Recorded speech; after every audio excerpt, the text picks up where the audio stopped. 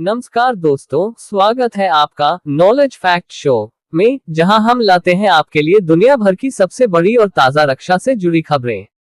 New York का माहौल ताजगी और उम्मीद से भरा है, जब संयुक्त राष्ट्र मुख्यालय के पास नेता और प्रतिनिधिगण इकट्ठा होते हैं। गाजा और इजरायल के बीच चल रहे जटिल संघर्ष की पृष्ठभूमि में ये सम्मेलन प्रमुख बिंदुओं पर ध्यान केंद्रित कर रहा है, जो कि सभी देशों के लिए एक नई दिशा प्रदान कर सकता है। अंतर्राष्ट्रीय समुदाय की निगाहें गाजा में चल रहे संकट पर टिकी हुई हैं, जहां मानवीय संकट ने लाखों लोगों के जीवन को प्रभावित किया है। संयुक्त राष्ट्र द्वारा आयोजित इस सम्मेलन में अमेरिका, रूस, चीन, भारत और कई अन्य देश शामिल हैं।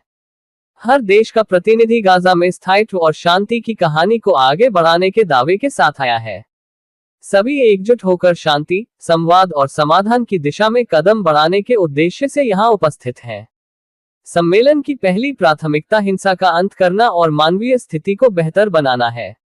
विशेषज्ञों ने इस सम्मेलन को शांति की आखिरी कोशिश कहा है, क्योंकि गाजा में युद्ध, विनाश और भूख से त्रस्त लोग उम्मीदों के दायरे से बाहर होते जा रहे हैं। अगर हम इस संकट को सामूहिक रूप से नहीं सुलझाते, तो फिर इससे और अधिक नुकसान होगा।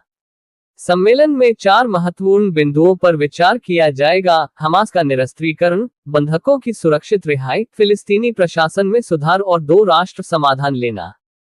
फ्रांस, स्पेन और आयरलैंड जैसे देशों के निर्णयों ने इस सम्मेलन में उम्मीद जगाई है। ये देश फिलिस्तीनी स्वतंत्रता को मान्यता देने की बात कर रहे हैं, जो कि वैश्विक स्तर पर एक सकारात्मक संकेत है। भारत ने भी इस सम्मेलन में अपनी भूमिका को स्पष्ट किया है, ऐसा बताने के लिए कि केवल न्याय और स्थिरता के साथ ही शांति की नई सुबह संभव हो सकती है। क्या यह सम्मेलन गाजा के बच्चों की मुस्कान को फिर से लौटाएगा? क्या यह उन बमबारी और भूख से मुक्ति का पहला कदम हो सकता है? अगर हम एकता और मन से इस मुद्दे को सुलझाते हैं, तो शायद हम एक नई शुरुआत कर सकते हैं।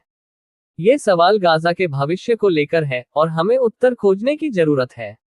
अपनी राय कमेंट में लिखें। 13 सब्सक्राइब करें।